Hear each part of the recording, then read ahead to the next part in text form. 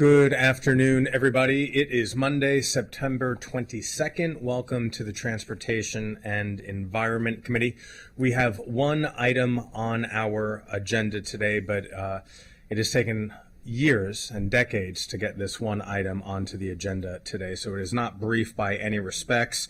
It is part of our semi-annual update on the Purple Line, and today we are going to hear from representatives from the Maryland Transit Administration, the Purple Line Transit Partners, Maryland Transit Solutions, Purple Line Transit Operators, and of course our own Montgomery County Department of Transportation.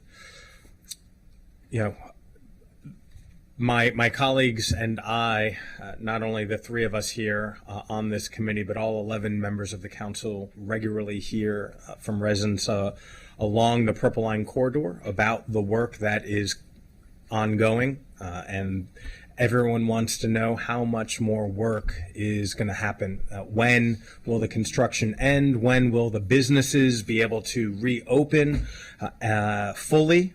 With patrons who come at much more robust levels than they currently do.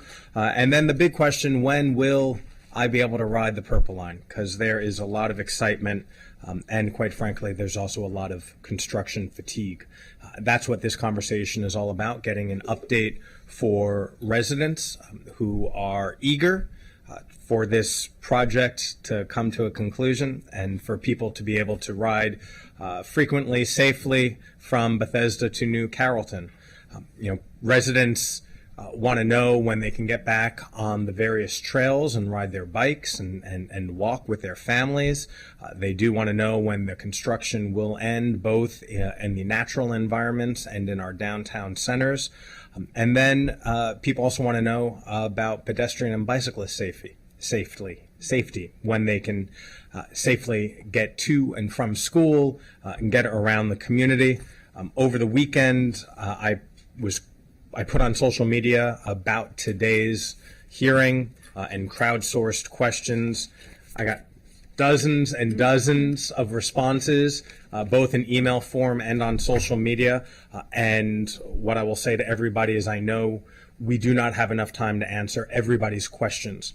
And so what we will do is ask the questions that we can get through today, and then we will submit some remaining questions that we weren't able to get to afterward, to make sure that everybody's questions are asked, because the community is watching, the community is engaged, and then the community deserves responses. So with that, let's get to those responses and to the presentations. I'll turn it over to Mr. Kenny for any additional comments. Just in terms of the flow of today's briefing, we have two different presentations, one from the Purple Line construction team, as you referenced, and also from the County Department of Transportation regarding the bicycle and pedestrian improvements along the corridor. There is a revision to the staff report that will be posted later this afternoon with these two slide decks, as well as the complete list of Purple Line bike and pedestrian projects that are completed, as well as ongoing and in the near future. So that will be posted, that is in the works and will be posted later this afternoon.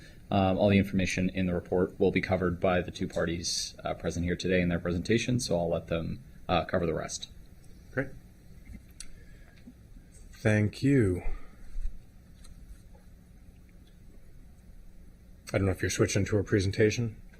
Yes, the presentation is up whenever the Purple Line team is ready to begin. Fantastic. All right, thank you. And before we start, if everybody could introduce themselves, so everybody who's following. We'll start with Purple Line. Yeah. Sure. Doran Balso with Purple Line Transit Partners.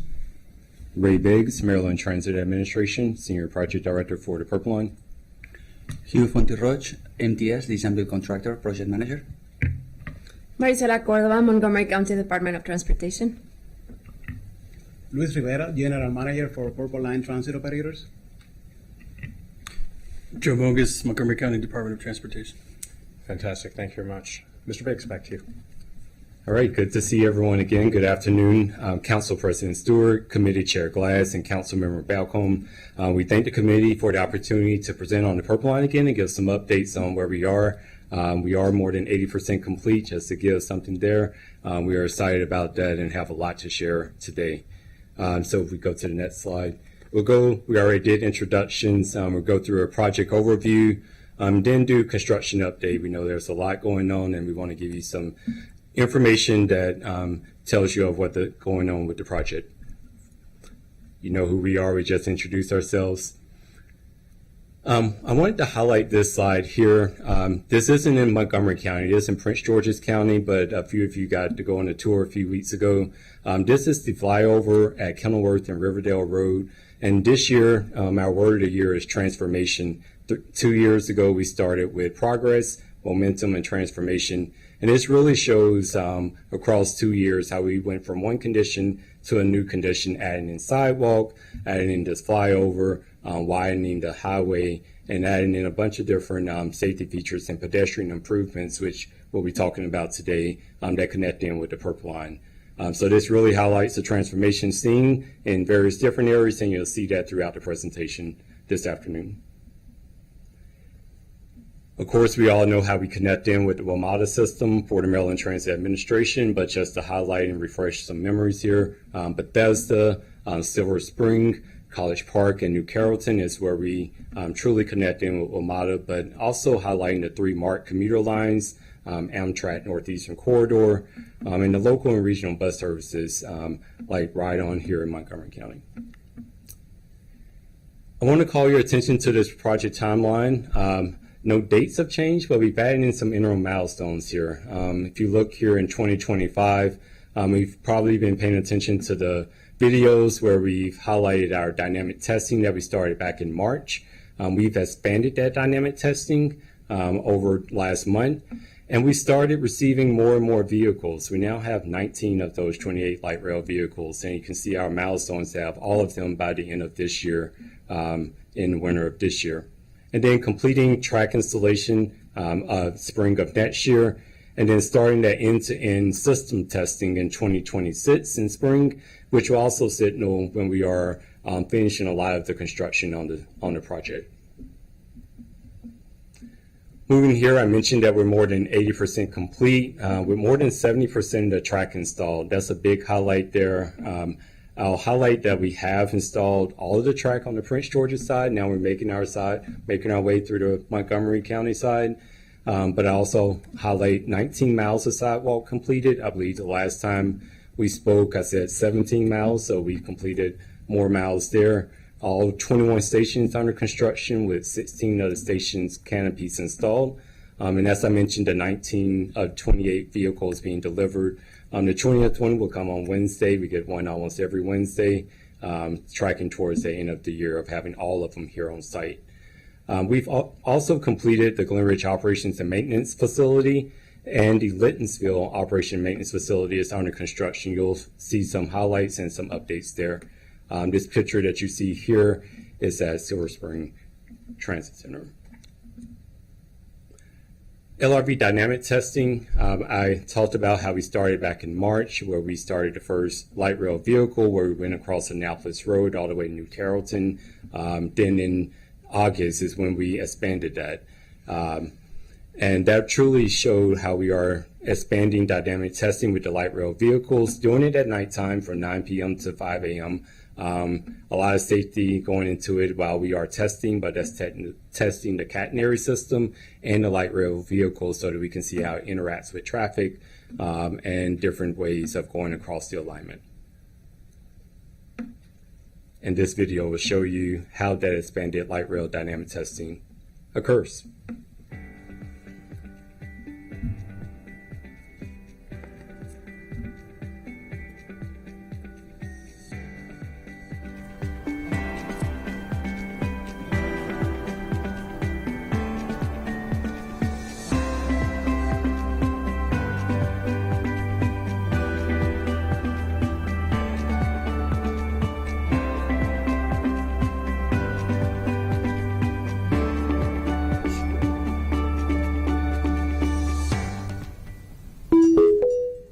Welcome to the Purple Line. Next stop, New Carrollton.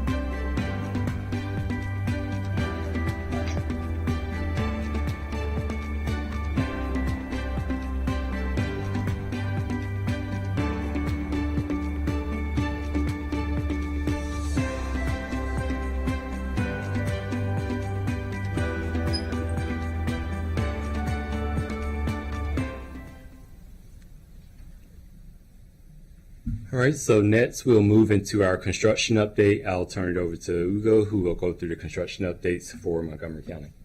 Thank you, Ray. Thank you, council members, for the opportunity to be here today and share some exciting news about the progress of the Purple Line. Let me start with an update on Bethesda Station and the elevator shaft. Recently, we have continued coordinating closely with WMATA Mezzanine Project to make sure everything stays aligned. A major milestone was finishing the blasting and excavation in both the shaft and cavern. Construction elevator head house is already underway, and we have also completed track installation through the enclosed trainway in Bethesda. Looking ahead, our focus is shifting to waterproofing, as we can see in the picture, and concrete work in both the cavern and the shaft.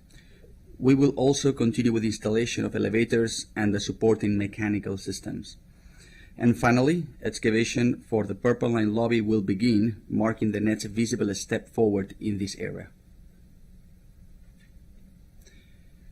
Moving to Connecticut Avenue Station and bridges, we have completed several major milestones here. The elevator tower and stairs providing access to the stations are now in place, and the primary structural elements of the stations have been completed. Tracks have been installed across Connecticut Avenue, and the RT transit features have also been successfully incorporated, as we can see on the right side. Looking ahead, we will finalize the Capitol Crescent Trail connections to the station and surrounding developments, ensuring integration with the community. Work will also continue on the overhead catenary system installation, while progress advances on the elevators and related mechanical equipment. Finally, track installation through the station will carry on to support upcoming systems integration. Next, I will provide an update on the Laytonsville Operations and Maintenance Facility. The facility structure and the maintenance bed have been completed, and the OCS systems have been installed as well. At Laytonsville Station, the stair access, elevator tower, and key structural elements are now in place, representing the progress on both the facility and the station. Looking ahead, we will continue track and OCS placement through the facility, and completion of the OMF remains a priority milestone, along with finalizing Laytonsville Station and its access points.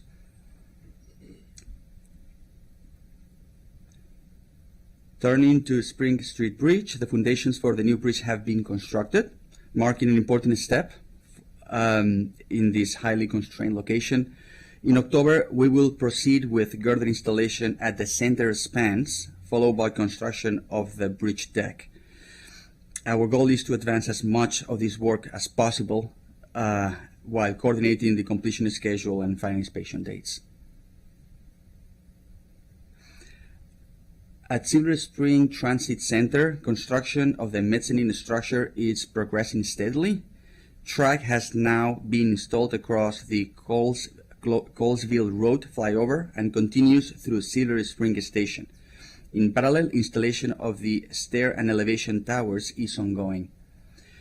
In the coming weeks, we will continue advancing the installation of station elements with a particular focus on completing the stair and elevation towers. These activities will move the project closer to full integration of the stations with the surrounding infrastructure.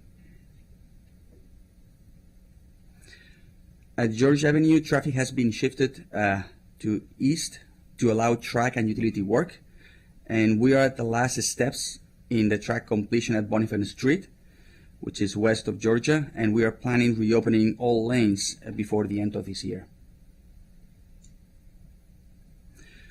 Turning now to Boniface, track placement has been completed, and the restoration of curbs and sidewalks along the north side of the street has also been finalized.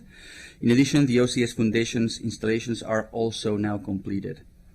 The upcoming work will include installation of the OCS poles and wires, along with the completion of curb and sidewalk reconstruction on the south side of Boniface Street.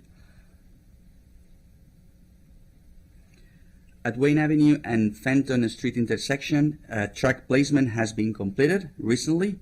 This allows us to reopen the intersection to traffic on September 8th.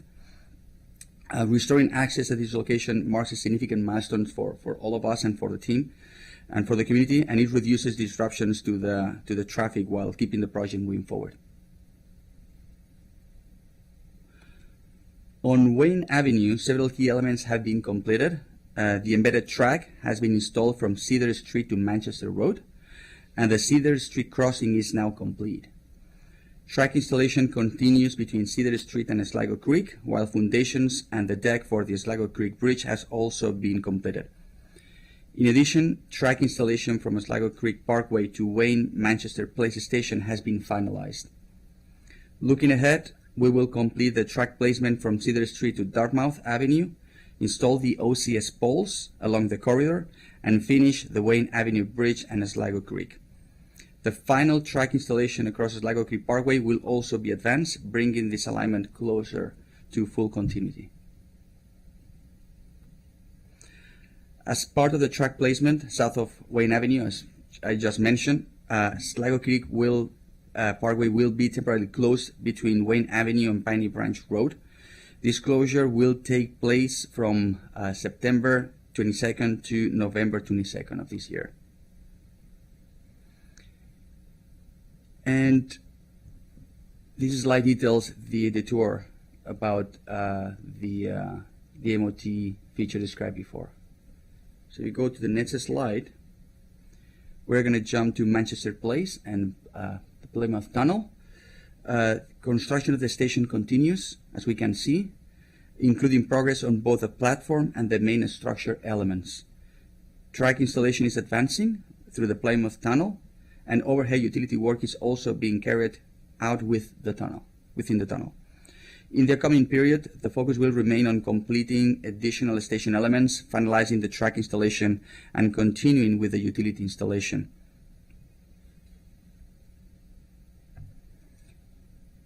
At Long Branch Local Park and the Community Center, the driveway realignment has been completed and a new sign has been installed to improve access and visibility for the site. The upcoming work will focus on landscaping, with which we will provide the final aesthetic touches and complete this scope. At Piney Branch Station, the Art in Transit installation has been completed, bringing an important cultural and aesthetic element to the site. The next phase of work will focus on continuing with the construction of the station elements, advancing towards the overall completion. At Tacoma Langley Station, the structural elements have been completed, including both the platform and the canopy. Actually, all our 21 stations have all platforms completed. This marks a significant milestone, as you can imagine, for the Purple Line progress. Looking ahead, the Art in Transit installation will be carried out, and work will continue on the remaining station elements as we move forward towards completion. At this point, I will turn it over to Ray, who will talk about the next section. Thank you, Hugo. So the Purple Line's business engagement team, we connect with the small businesses with advance notices about construction activity through in-person and electronic notifications, and we work quickly to address the concerns. The team also partners with some of the advocacy groups to promote the businesses through collaborative social media, along with Purple Line newsletter features. In Long Branch, immediately following the community meeting back in August on the 7th, we started doing some rodent abatement efforts that were put into place that expanded beyond just the construction limits. And just recently, our business engagement manager walked the site with some of the business owners out there to make sure we are covering all the businesses out there. This month, after an in-person site visit to Flower Avenue, the treatment, as I mentioned, was expanded, and we're continuing to monitor that on a weekly basis as making sure that we are being successful with controlling that rodent abatement. Additionally, open for business signage, as you can see here, a drawing of it requested by the Long Branch business community was designed and printed and is currently being scheduled for installation. So we're looking forward to installing that soon. In addition, large Discover Long Branch banners are also planned for installation in the area. For the Small Business Grant Program, the business engagement continues to work closely with MDOT, Maryland Department of Transportation, operators of the Small Business Grant Program. Since its launch in March, $1.5 million has been awarded in the first and second rounds. And the third round Small Business Grant Program opens for applications on October 6th. Eligible businesses will have until mid-November to apply. Now I'll turn it over to Doran to talk some about the community grants. Thanks, Ray. I think most of you are aware of our community grant program. As it says there, more than 81,000 awarded to date in the last 2 years.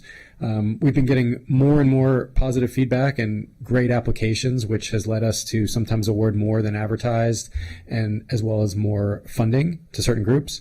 Recently, the Montgomery County recipients include Cheer, as you can see from the picture, Community Forklift, and Sligo Creek Elementary School PTA.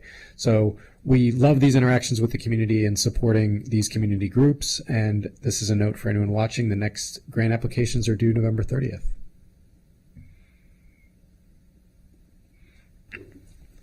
So the outreach team engages the community all year long at events, large and small, to increase community awareness. As you can see here, there's over 18 events this year, 9 more than we did last year. You can see the list of all the different things that we try to do throughout the year, with many starting to happen now that fall season is upon us. Today, I believe, fall started. So really looking forward to engaging with the community in different ways to bring awareness about the Purple Line, share construction updates, as you can see also, make sure everyone's aware of how the Purple Line will be operating once we operate. Now to talk about CAP member engagement, we are coming upon our community advisory team member time. So our teams and our community advisory team meetings will start at the end of this month. You can see the ones highlighted here in purple, with Long Branch starting on the 7th, Bethesda on the 8th, and then Silver Spring on the 16th, and also on the 14th is the Littonsville and Woodside. So we're looking forward to that. Be sure to mark your calendars, have your questions ready. We'll be prepared to answer the questions, take any questions. As you can see, we're adding a little thing there if you get there earlier, a little trivia game to engage early attendees, to see who's been paying attention to all the transformation happening across the alignment throughout the year, to engage with the community members that are joining for the meeting. And that brings us to questions. Thank you, Mr. Biggs, to you and your team and everybody else for that thorough presentation. Last time we had this briefing, it was noted that the Purple Line would open for the public, I believe, in the summer of 2027. What is the date currently expected for when the Purple Line will open for passengers? For the Purple Line to open, I'll say the end of 2027 is when we've always said of when we will open for revenue service for the Purple Line. So then, just doing a work back schedule, then when will construction at this point end, with the understanding that there is a period for that the safety mechanisms? Construction of the. So if we can back up to the timeline slide.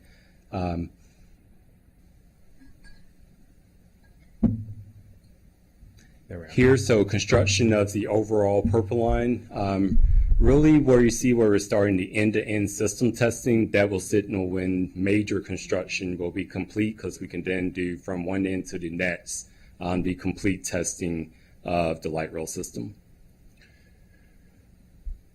So this is, appreciate this, and this is for the entire project, right? And Correct. we recognize that work is a little more advanced on the Prince George's side. That's because that's where it's headquartered, essentially.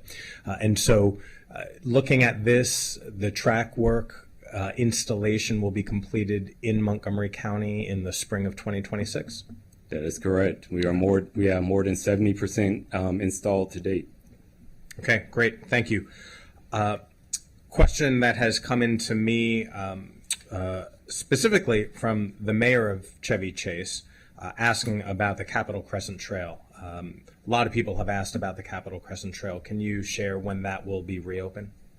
So we are working very hard to complete construction of the Capitol Crescent Trail, CCT, as a lot of people refer to it as, in spring, summer of next year. And then we'll be working closely with our partners here at the table with us on the opening of Capitol Crescent Trail next year. So summer of next year is when it's expected to be reopened. And then, Ms. Cordova, maybe I'll ask you, or what is the how is it expected to be handed off, right? Because it will become a county park or essentially managed by DOT, I believe. Yes, thank you for the question. It is our project to manage and to maintain and own and maintain.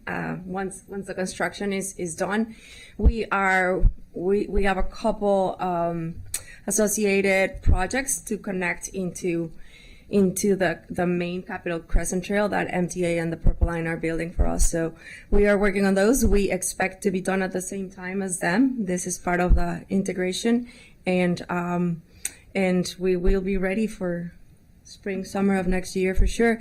As far as the handoff, we're already talking also about maintaining and when things start to transition. There's many different things that we're looking at.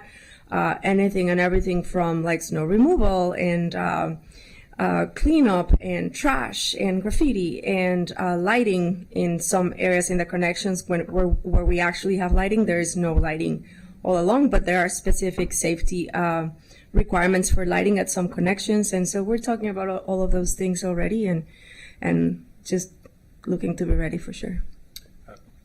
Thank you for that. Looking forward to next year. A lot of people are looking forward to next year when that handoff happens. Another question. These are broad, and I know Councilmember Stewart will have a lot of specific district level questions. But some folks have contacted me about pedestrian safety, saying that they're recognizing some of the areas might not seem safe now, and how to get ready for when the Purple Line opens, and if there are not pedestrian improvements that are currently planned, what is the process for requesting them once the Purple Line opens and we know there is additional need for measures? Again, Marisela Cordova with the county here. That is actually part of our second piece of the presentation today. Purple Line BIPA is we're going to be talking about that. If you want, we can wait for that, or Yeah, we'll wait for that. yes, okay. Because I think Joe's going to get into all of the details as to what has been done and what we expect and how to request other things. So, yeah. Then I'll hold some of those questions and I'll just round out by saying I've received a lot of correspondence also from small businesses. And I know Councilmember Stewart will get to this in a second, but from Kefa Cafe to Lucy Elizabeth, Lucy Ethiopian, and a bunch of others. From your perspective, how has it been providing the grants for our small businesses? Because I should have asked the question a different way. It has been quite challenging for our small businesses who have come to us. And, over the last, I think, 2 months, Councilmember Stewart and I have spent a bunch of time on the Purple Line route. A few weeks ago, we were with you all and getting tour from both Long Branch all the way to Bethesda. Council members helped organize with some members along Flower Avenue for the Long Branch. There was a very site-specific tour that was there. That's right. That's right. And then the two of us also went to Silver Spring International Middle School, looking at the school, but then also looking at the facilities around there. So we've been spending a lot of time in the community talking about this. And so some of those concerns, all of those concerns are real, but some of them have needed your input and your support. And so I just wanted to hear from you how it has been going providing some of those grants that you referenced earlier. So the Maryland Department of Transportation operates the grant program for the small businesses, and it is a highly competitive program. And right now, they are prioritized based on the greatest construction impact. So they do try to take into consideration of what the construction impact areas are.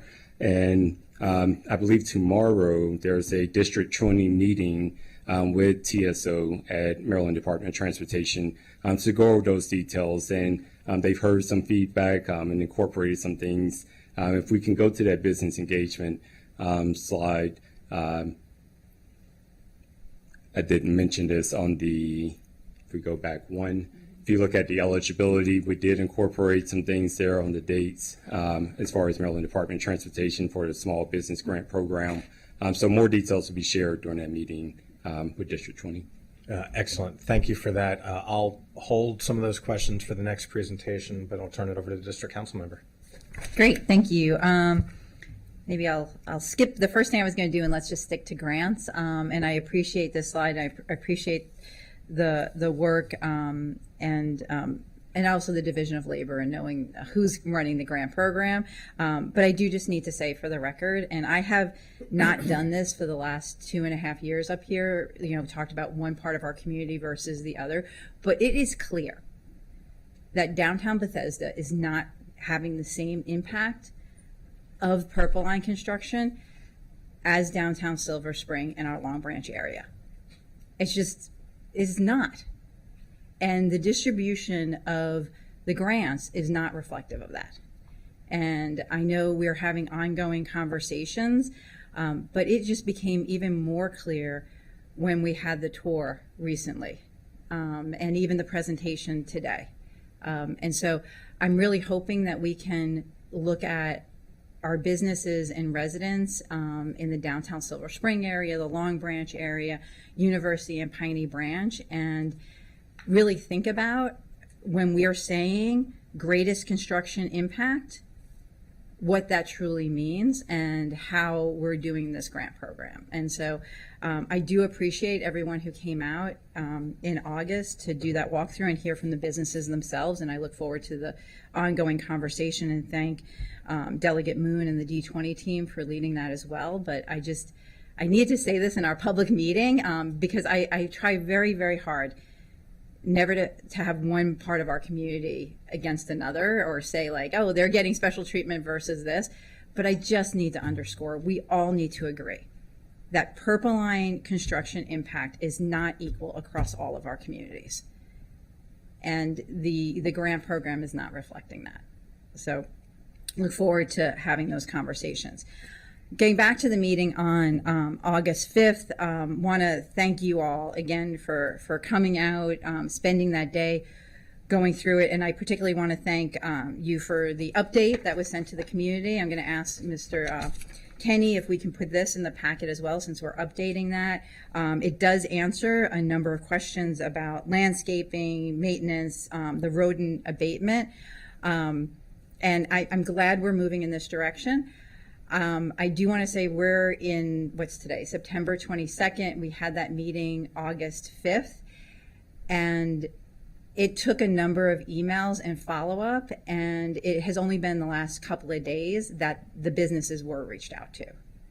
And so I appreciate this, but I really want us to get to a place where it's not taking us this much time. And when we have a meeting and say, yes, this is going to be the follow-up, that it really is the follow-up, and meetings to our community members reflect what was promised in meetings. So I don't want to take away from my gratitude and appreciation for that this is moving, but I'm hoping in the future, like, we say things in meetings and that's what is followed up. And I just really appreciate the outreach. And let's build on that and continue that. And I also got the opportunity, and I hope we can share more broadly with the community the artwork that's going in that we're seeing. It's really exciting seeing the additional artwork that will be in. The plans, the landscaping plans, I know have been a question of concern for the community, and just keeping that flow of information going, I think, is really helpful, and I do appreciate the continued meetings that are happening there. And that the signage is going to go in, and if we could get a date for the signage, that would be awesome too, to know, because I know that's something the community is really interested in as well. I know Chair Glass has talked about our trips to Silver Spring International Middle School, also Rolling Terrace Elementary School, and looking at this project and how it is impacting particularly those two school communities. For sake of time today, we don't need to go into all the details, but we are working on a letter to you all to kind of follow up, particularly on some of the things that we saw along our walk, and want to make sure we're following through on and in these two communities. one question I had regarding University Boulevard and when some of the work in University in New Hampshire as we're wrapping up, because what's happening is we're getting a lot of flooding there during rains. And I don't know if you have an answer for that now, because I know we're still, like, some of the stormwater areas are for rightfully so for the construction, so we don't have stuff, going down into the system.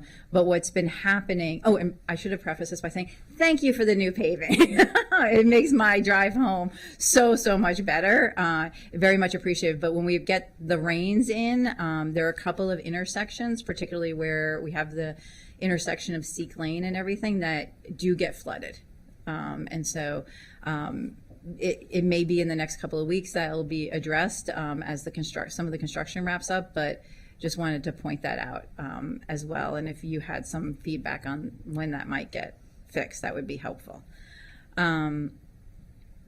Just one final thing, and I know I don't have a question, these are just things to follow up with. We have heard also from as Councilmember Glass says, we'll send more details on specific things, but residents from the Solar apartments are having difficulty accessing and receiving deliveries right now. We just received that and just wanted to kind of lift that up for you all. But we'll probably, I know since since Chair Glass put it out there on social media, and a number of our businesses knew we were having this meeting today, we got a number of inquiries just this morning, and we'll package those and send them off to you. But again, I think each time, I know we continue to bring issues to you. This is a huge construction project. We are so thankful it's 80% of the way done. And for your continued willingness to meet with us, meet with the community, and we're just always just striving to do better. Because as I've said, if our businesses don't survive this, if our residents, don't survive the Purple Line, then we're not really serving the community. So thank you.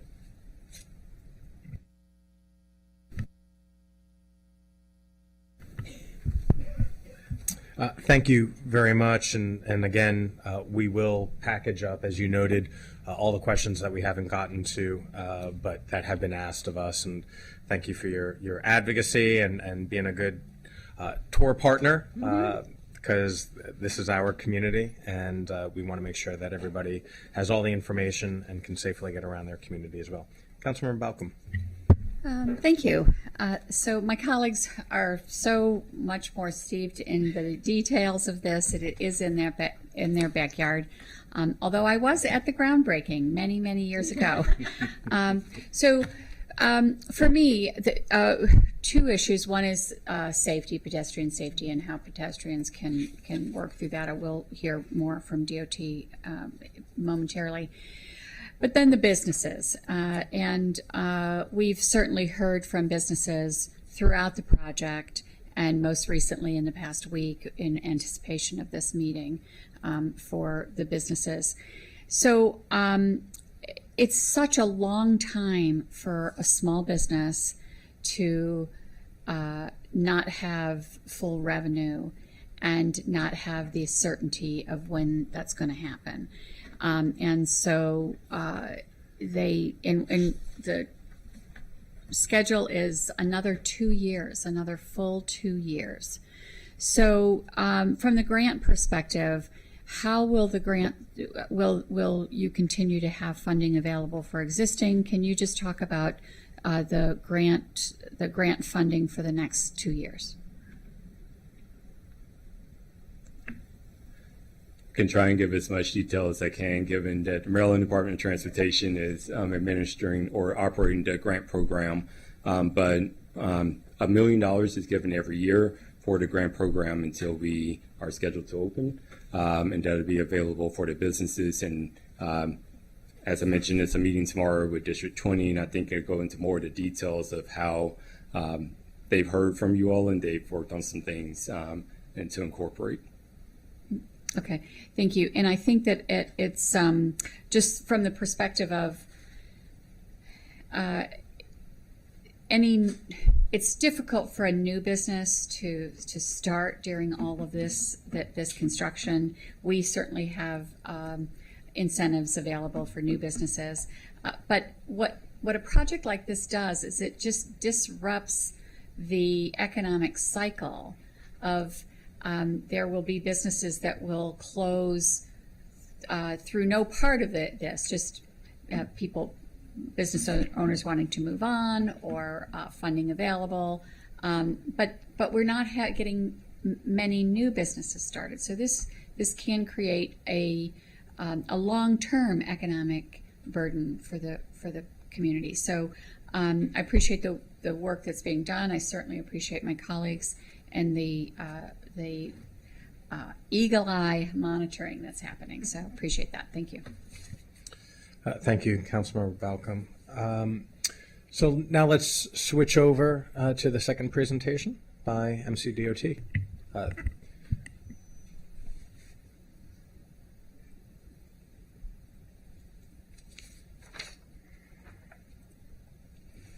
Good afternoon, Council President Stewart, Chair Glass, Councilmember Balcom. My name is Joe Mogus, Chief of the Division of Transportation Engineering at MCDOT. At the request of Council President Stewart, I'm happy to share an overview of our Purple Line BIPA program as it stands today and to answer any questions you may have.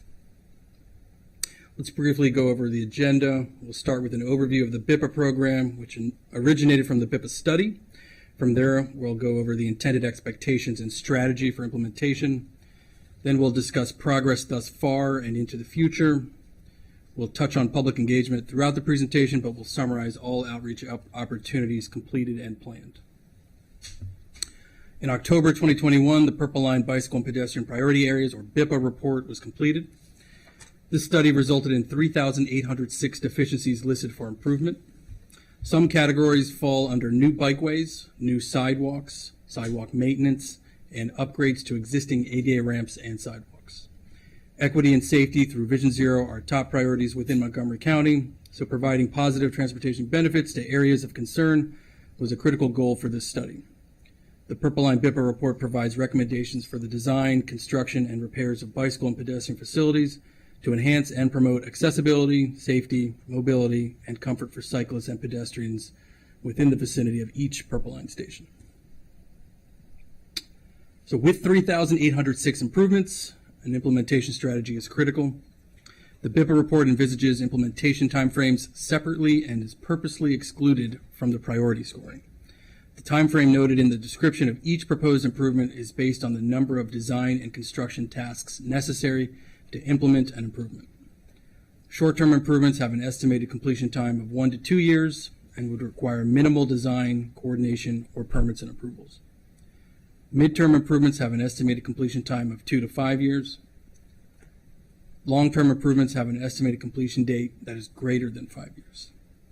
Both midterm and long-term improvements will generally require further project development that includes coordination, survey, design, right-of-way acquisition, permits, and/or approvals. The midterm improvements carry the bulk of the new sidewalks identified in the BIPA report. This diagram is intended to relay the flow of operations that relies heavily on public feedback and support. The first thing we do is take into account the initial priority determined in the BIPA report and conduct a field inspection to develop a constructability assessment. We then develop and share concepts with the public via mailers and public postings.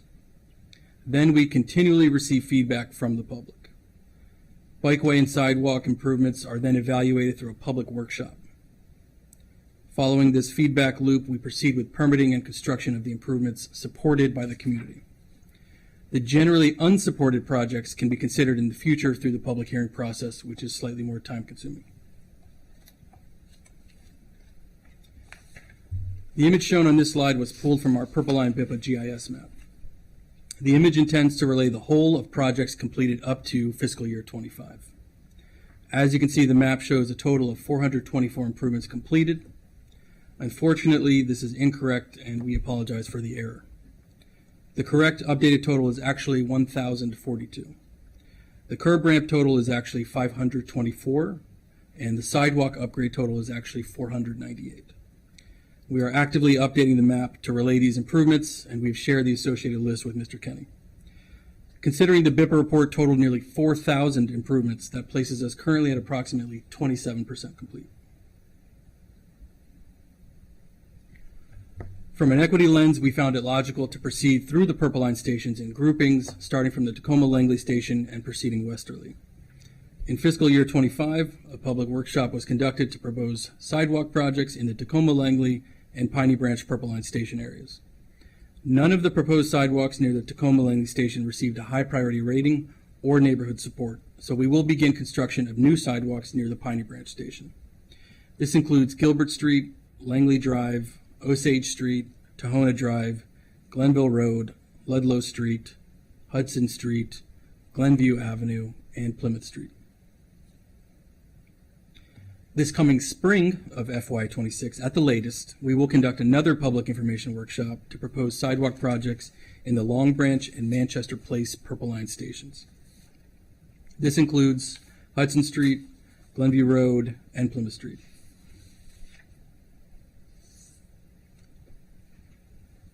The following spring of FY27, we will conduct another public information workshop to propose sidewalk projects in the Dale Drive, Silver Spring Library, and Silver Spring Transit Center Purple Line station areas. This includes Cloverfield Road, Dale Drive, Deerfield Avenue, Houston Street, Thayer Avenue, and Hankins Street. In addition to the station areas noted, we also anticipate design completion for two major sub-projects: Flower Avenue Separated Bike Lane and Carroll Avenue Separated Bike Lane projects.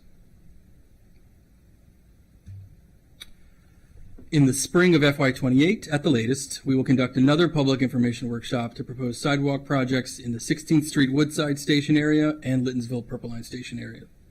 This includes 16th Street itself, 2nd Avenue, Ballard Street, Littonsville Road, Littonsville Place, and Brookville Road. In addition to the station areas noted, we also anticipate construction to begin for our Flower Avenue Separated Bike Lane project. The Flower Avenue Separated Bike Lane project has a budget of $7 million based off the current 70% design stage.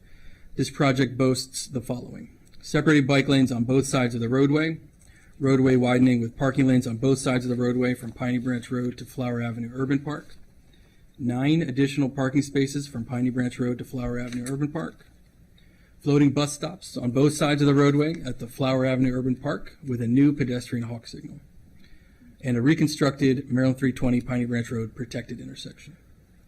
Project impacts include 6 properties, eastern sidewalk to be converted to bike lanes, utility relocation needs associated with the new construction, and stormwater management redesign with increased impervious roadway. In FY28 or 29, we also anticipate construction to begin for our Carroll Avenue Separated Bike Lane project. The Carroll Avenue Separated Bike Lane project has a budget of $1.3 million based off the current 70% design. This sub-project is not yet fully funded for construction, but the project boasts the following: from south of Maryland 193 University Boulevard, a one-way cycle track on each side, and north of Maryland 193 University Boulevard, a two-way cycle track with 4-foot buffer and parking lane on the northbound side of the roadway, along with 3 raised crosswalks with curb extensions. In FY29 or 30, we anticipate construction to begin for our Piney Branch Road Bike Facility project. The Piney Branch Road Bike Facility project has a budget of $3 million based off the current 70% design stage. This sub-project is also not yet fully funded for construction, with design to be completed in FY27. The preferred alternative, based on feedback from our public meeting held in February 2024, calls for the following: separated bike lanes on both sides of the roadway from Sligo Creek Parkway to Carroll Avenue. This excludes the Purple Line alignment from Greenwood Avenue to University Boulevard, of course. A two-way cycle track on the north side of the roadway from Carroll Avenue to New Hampshire Avenue or Maryland 650. New sidewalk to be constructed where missing, and utility relocation needs associated with the new construction. In this map, you'll see the Purple Line alignment along with our 3 major Purple Line BIPA sub-projects and the Purple Line stations. The intention of this slide is to relay the vision we are offering for a bikeway network in and around the Purple Line BIPA areas.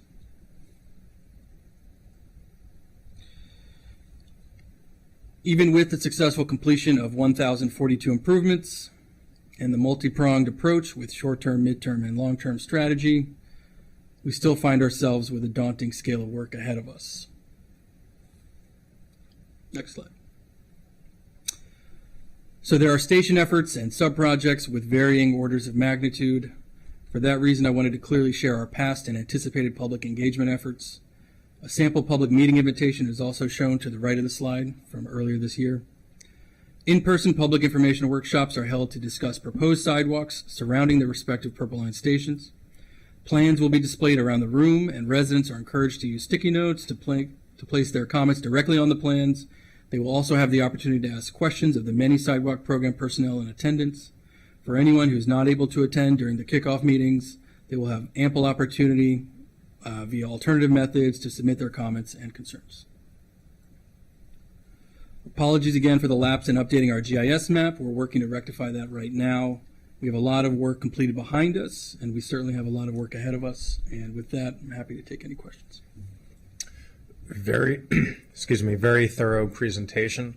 Look forward to going back through the slide decks there. But we've also gotten an addendum highlighting every area, every street and block that's going to have pedestrian or facility improvements. I might need to get a pair of glasses to read this because the print is small and there are multiple pages here, but we will go through that.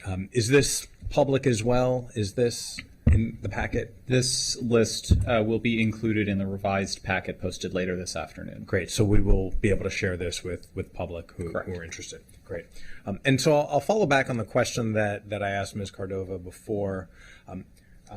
In addition to all of these proposals, which is great, we want to make sure that people are safely getting around our community and accessing the Purple Line and all the other new infrastructure projects that you've noted.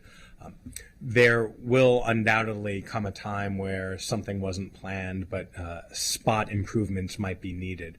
What would the process be for that, and how open is the department to new proposals? If a location is within a Purple Line BIPA area, meaning either a quarter or a half-mile radius from a given Purple Line station, they're more than welcome to submit any request or comment through our Purple Line BIPA portal or directly to our sidewalk team. If it is not within a Purple Line BIPA area, they can still submit it directly to our sidewalk team, and we'll assess and decide whether that should go to our Highway Services team or our Division of Traffic Engineering and Operations team or Division of Transportation Engineering, and we'll take care of that. Great. And then a budgetary question. The funding for these projects is part of the Purple Line project as a whole, or is this within MCDOT? This is not part of the Purple Line project. This is a different CIP. This is BIPA? Correct. Right. Okay. Just one point of clarification. The list that you were holding up is the short-term improvements that were completed. Yes. So they have been ongoing since FY23, I see. Going through FY... Oh, I'm sorry. That also includes other tabs of future. Oh, okay. There's a separate attachment. There's another page. And with it jumps around. I see it, FY23, FY25. Right. And then there's another one with 26 to 30 broad scope of these mid to longer term improvements. Okay, great. Just make sure when it's online it's classified properly so we all understand that. I think that's all the questions I have. Councilmember. Yeah, thank you. And thank you for sharing this. We look forward to going through it. And instead of asking you a whole bunch of questions that I think probably people watching, but my colleagues may not be into the details as much. We will share these with you, and maybe Mr. Morris, we can kind of sit down with you and go through some of these things. But one question that does come up quite a bit in some of the places, particularly the Tacoma Langley Crossroads, more and more, has been lighting on some of these in some areas. As we're looking at the BIPA projects, are we also reviewing lighting in some areas, or not so much? I'm not sure lighting is within the scope of the Purple Line BIPA program. It's not cited in the report, I don't believe, but we wouldn't dismiss any improvements. I just don't know if it would be housed properly within the Purple in Line this BIPA. program. Yeah. Okay, that's helpful. Yeah, Martha. Yes, yes, that is correct. It's not as part of this as Purple Line BIPA, but as part of DOT, we do have a program for that, and we can receive any suggestions or any concerns, and we'll direct it accordingly. That'd be great, because I think also, particularly in the Tacoma Langley area and Long Branch area, we've been just getting more questions on in different areas about lighting as we're moving forward. So, Certainly, our division of traffic engineering can address that. We can direct the questions and evaluate them. great. And again, like I said, there's a whole bunch of questions. As you shout out to my deputy chief, Paul Ellis, who's been collecting a lot of these. But I think for purposes of timing, we'll just follow up and be able to look at these plans more specifically. Thank you. Thank you. And yes, we will be submitting. It's the bat signal. I know. I don't know. Yeah.